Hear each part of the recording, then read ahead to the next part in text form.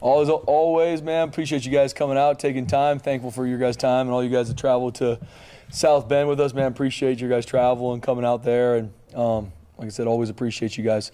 Thank you, Jesus, for an opportunity to get better and coach this team, man, and have an impact on these kids. I love this team. I love the staff, and I love Bronco Nation. We got to continue to get better with everything we do. And we played 5 games and learned a lot from those 5 games. We're 3-2. And I've learned a lot in every game, but especially in our losses, I've learned a lot. And watching the film after the Notre Dame game, still very proud of how our team battled, right? Feel way different than I did after South Florida. A loss is a loss. There are absolutely no moral victories.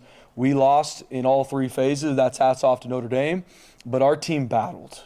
And we had every opportunity to make plays to win that football game. We didn't, and that's for us as coaches. But when you have a foundation of your guys playing hard, you always got a shot. And there's a lot of things for us to clean up in all 3 phases. Watching the film, offensively, similar to what we talked about, we got to continue to find ways to create explosive plays, right? I think we only had 3 explosive plays in the game. You're not going to win football. You're not going to win football games that way. When you turn the ball over, which we did, and you don't create explosive plays and you give up explosive plays, you lose the game 98% of the time. Right? That's a stat that we look at holistically, and we did not win those areas, and we lost the football game because of it.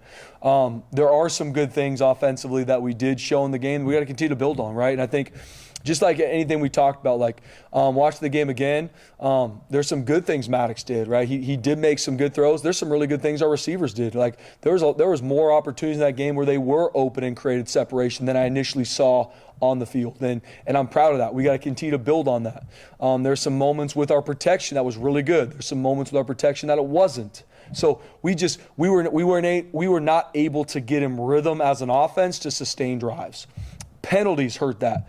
Still some sins, self-inflicted negatives, some false starts that put us behind the sticks. There's obviously a couple calls in the game that I think obviously I can nitpick. Those happen. We got to respond when some of those penalties or mistakes happen and be able to be explosive, and we weren't. And at the end of the day, we turned the ball over, which can't happen. So have had really good conversation with our leaders today. It's a great group of guys that's excited to learn and grow from this, but I am proud of how they battled. Defensively, very similar, man. They battled. We did not tackle the way we want to. Those are 2 really good running backs, and that's not an excuse by any means, but it shows where you're at as a tackling team when you go against really good ball carriers. And so it's a really good barometer for us of where we need to grow to. We're going to see really good running backs this Saturday night against New Mexico.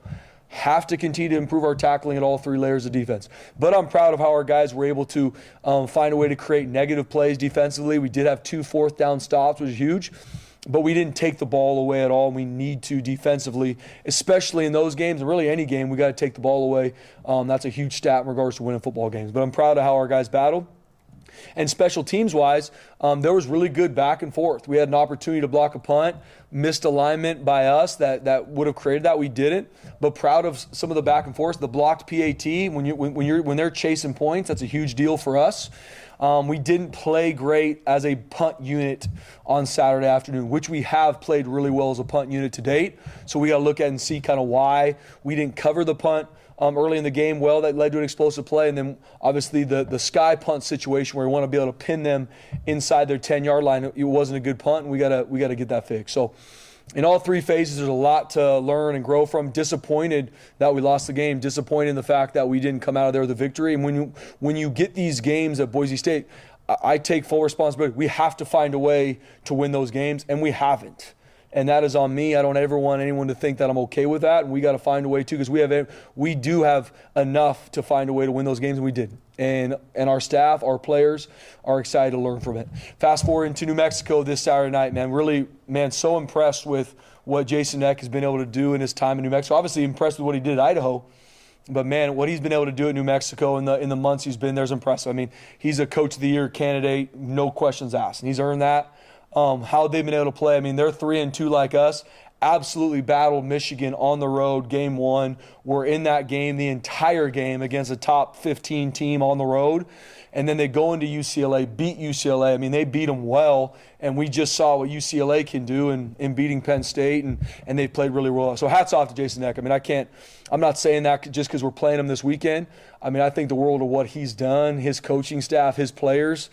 I mean, they're one of the top teams in the Mountain West, and that's earned and deserved by him, and their staff deserve that credit. When you look at what they do offensively, I mean, they put you in a lot of conflict. They got a bunch of tailbacks, and all of them are explosive. They did a really good job in recruiting by finding guys that can come in and play and make an impact. Their running backs are good. The quarterback, Jack from Idaho, man, he's a really good quarterback. He can make all the throws. He is very mobile as well. Their O-line, Coach Eck, I mean, he's done a really good job with their offensive line. They attack you in the run game.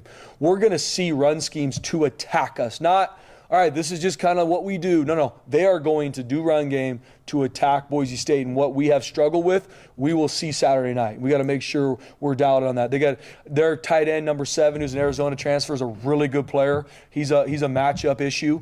Run game, pass game, he's done a really good job. They got receivers that can run. And schematically, they're going to attack you. They're going to have trick plays. They're going to give you formations to adjust to, extra tackles in the game. They put an O-lineman in the game. Like, they do a lot of stuff to put you on your heels. That's hats off to Coach Eck and their staff. So we got a lot to deal with defensively. And on the flip side, what they do defensively, they play really, really sound football. And watching their film, really impressed with just how sound they play.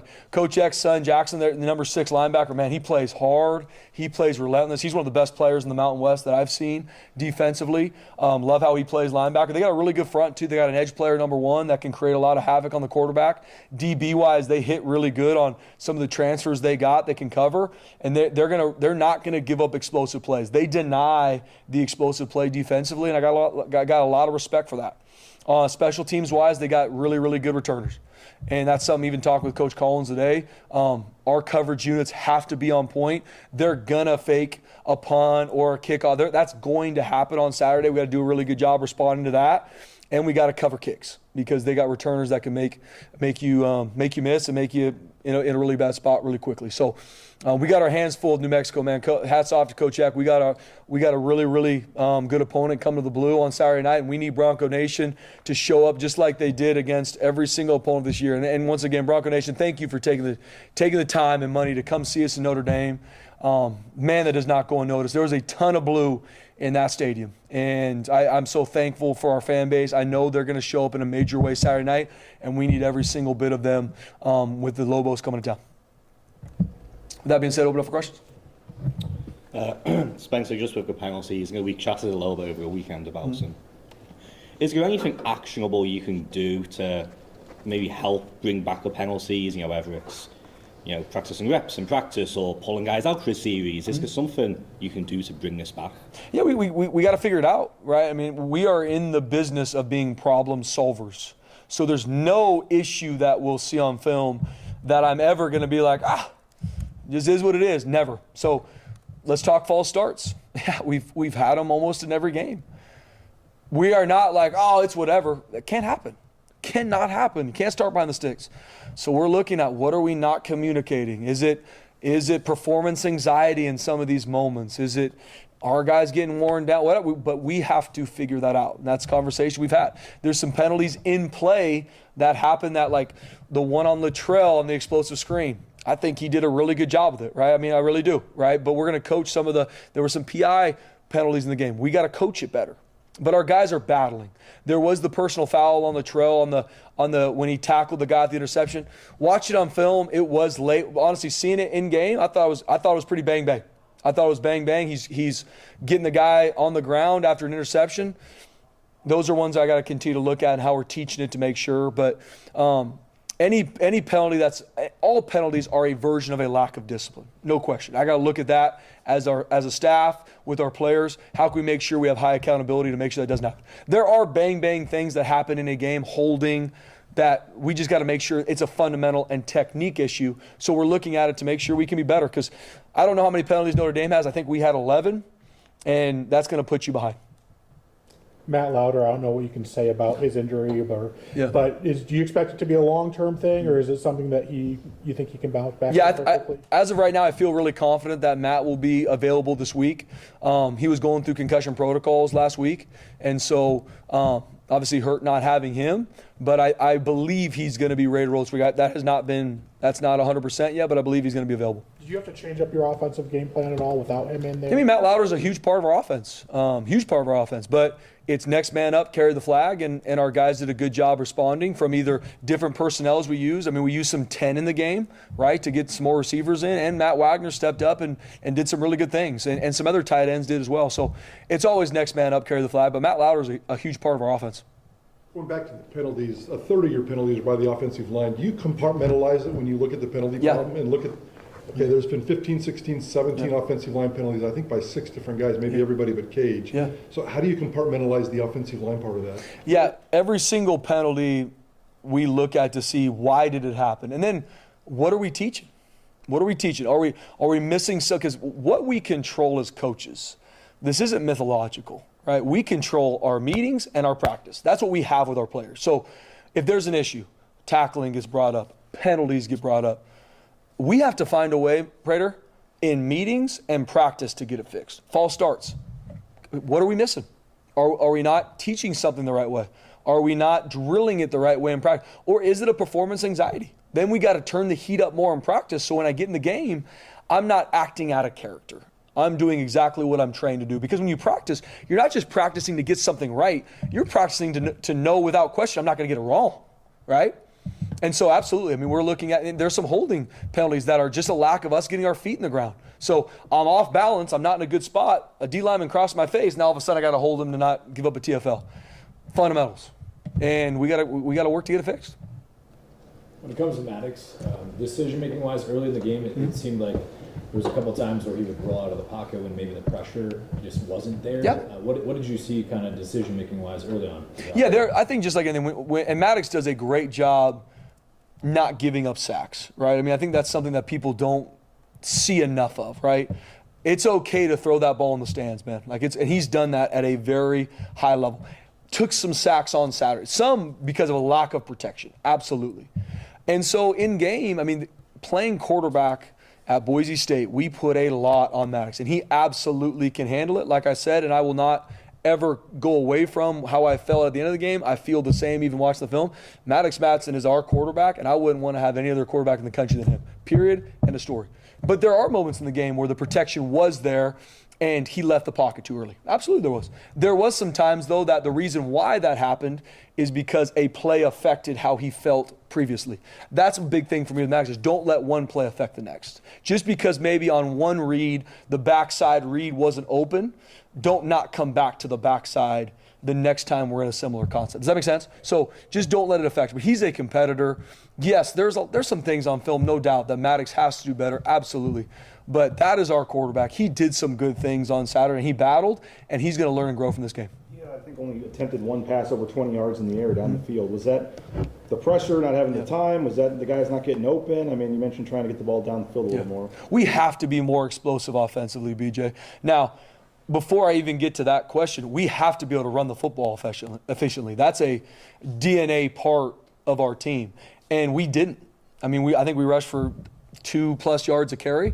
That you're not going to be successful as an offense if that's where your rush yards are. So, and then that we're playing into the defense's hands if we can't run the football, because then they can just let the front eat and they can play whatever coverage they want, and that makes it tough. So first off, we have to be able to run the football, and then we have to be able to be explosive throwing the football downfield, play action, all these different things to get guys. We got to be able to throw deep fade balls and let our receivers go win 50. We have to, absolutely.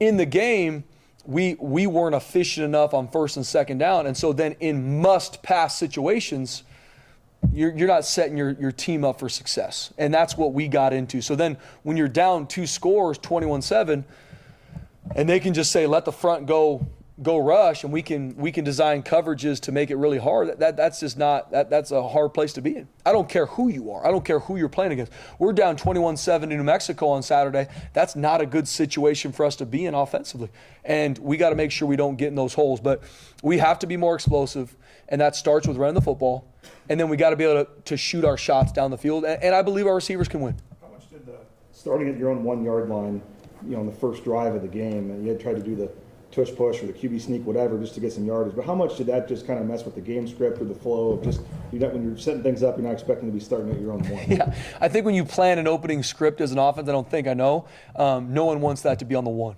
right? So thankful it was, though. Right, I'd much rather get a 4th down stop on the inch-yard line and trust our offense to go move the ball field. But no, I mean that throws you off. But we train backed up football every single week. That's our plan every single week, to get it to a certain yard marker, then be able to run the football, be able to pick our spots, to be able to get a first down, pick our shots down there too. So it wasn't outside of the norm of football, but obviously we didn't execute in that situation to change a lot. We got a penalty which got us out of there, but that's something we practice, BJ. We didn't execute. You said there's areas where Maddox has to get better. Yep. Where is your focus on that right now? Yeah, not letting one play affect the next. That's one. I mean, Maddox Madsen absolutely preps his tail off. What does that look like? I mean, he dang near will memorize the call sheet because of how much he preps. He knows where out on the field we're gonna this guy. I don't think anybody gives him enough credit in regards to the work he puts in to play quarterback at Boise State. So, but as a competitor, just don't let maybe a negative that happened before the certain play affect how you deal with the next time. Because he's one of the best I've ever been around that can read the field really well, see it clearly, understand the flow of the game, and being really smart with the football. When it's not there to throw it away, and that wasn't consistent in this game, and just don't let one play affect that, because he's a competitor. There's not a guy that works harder for this team to win than Maddox Madsen, and don't let one play affect the next.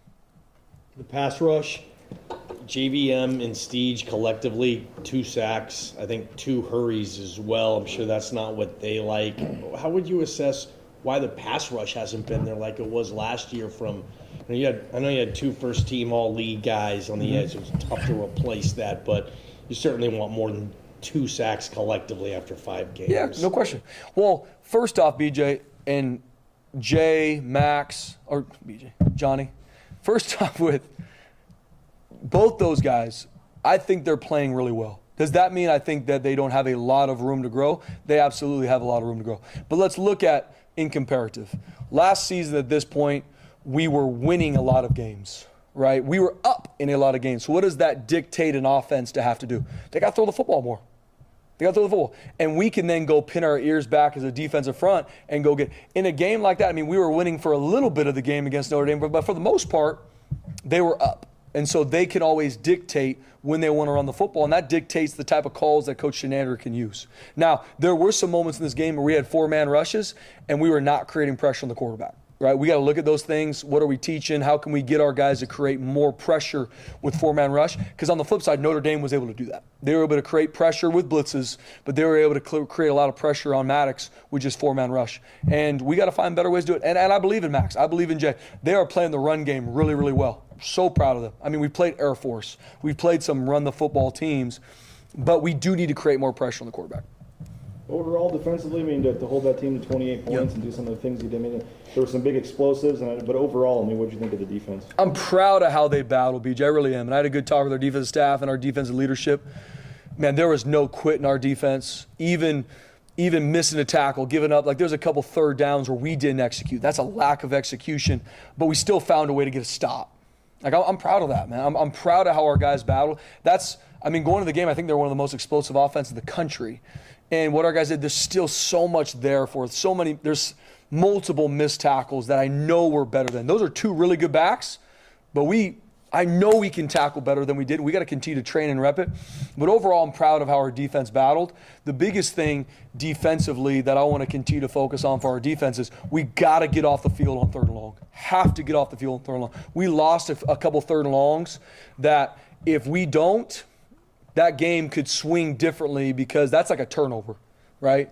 And there's a couple plays there, especially in the 2nd quarter and the 3rd quarter that we didn't, that led to points. So, but very proud of our 2-4 getting off the field on 4th down. Huge. And we got to create more takeaways.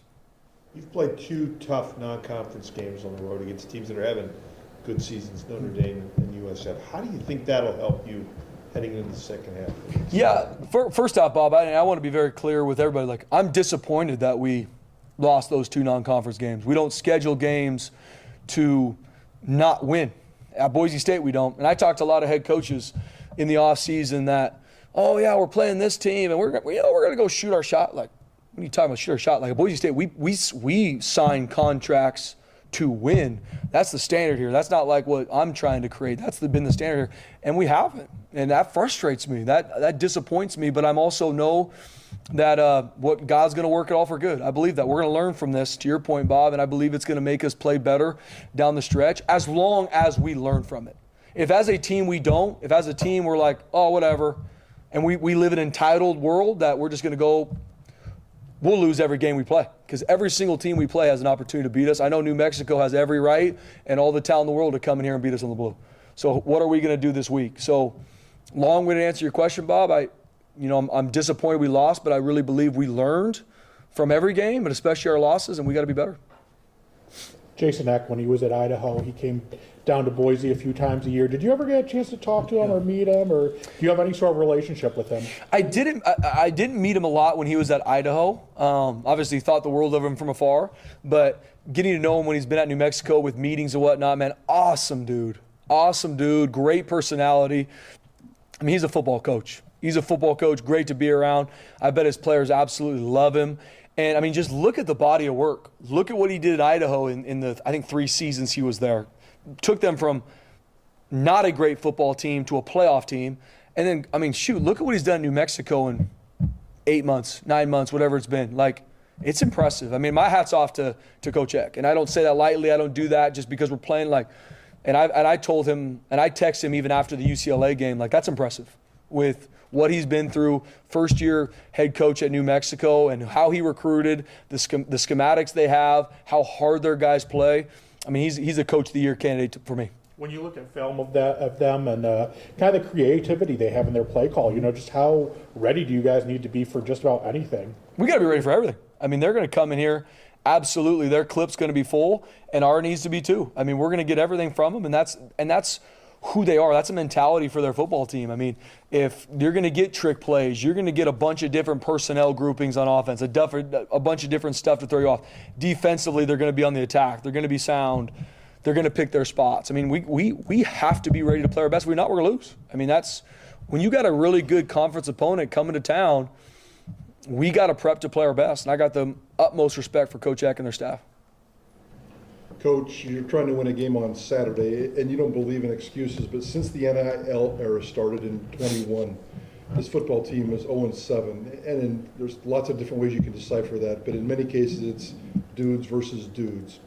Big picture, looking at what you guys need to do NIL, how much more do you need to push this to be competitive, to stay competitive, to be a national brand in the NIL world?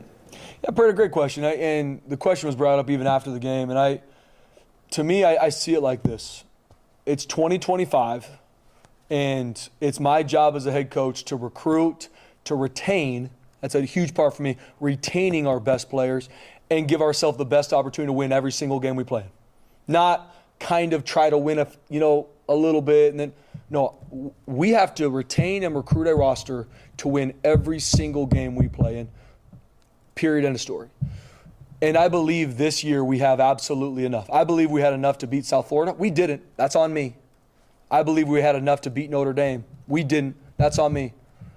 And I believe we have enough to win the rest of our games. I'm not saying we will or won't. That's still up for us to continue to show. But I do believe and know in the future we have to continue to grow in the NIL space. But I believe in Jeremiah Dickey more than anybody in the country, man. I believe we have the absolute best athletic director that is already looking for ways to continue to grow in this space to where we can support our players. But everything for me is going to be about retaining our best players, and then the players we do recruit have to fit here and have to be about this team. And do they want to come and have their life changed and be a part of a different program?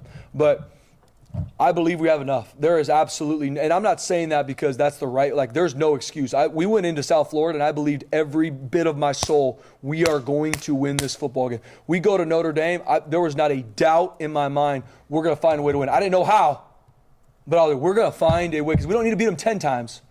We need to beat them once. And we didn't.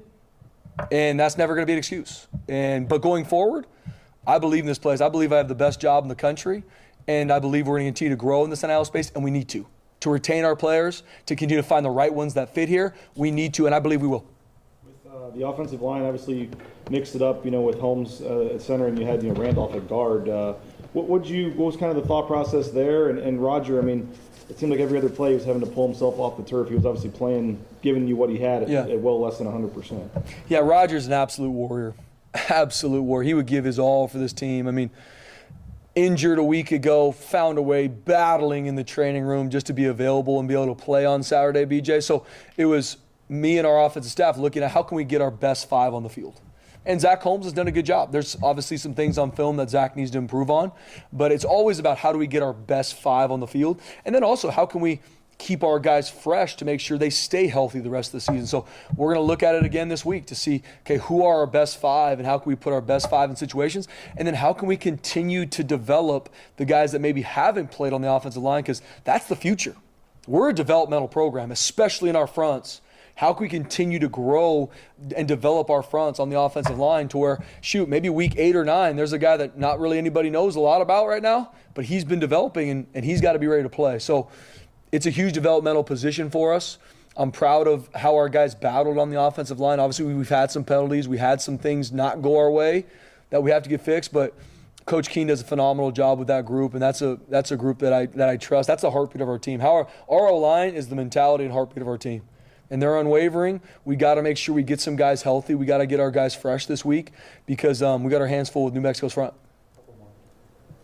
The lack of running the football, you mentioned 2 yards per carry, was that just the O-line not creating holes? Was it the backs not finding stuff? What'd you see? I think it's holistic, BJ. There's times where we didn't create movement at the point of attack with our offensive line. We have to create movement at the point of attack. Tight ends included, receivers included. We got to create. Then there's times where there is holes there and our running backs don't find it. And then there's some schematic stuff that we missed in the game as coaches that, I shouldn't say missed, that we just got to have a better plan for going forward. So it's holistic. Thanks, Thanks, guys. Thanks, Coach.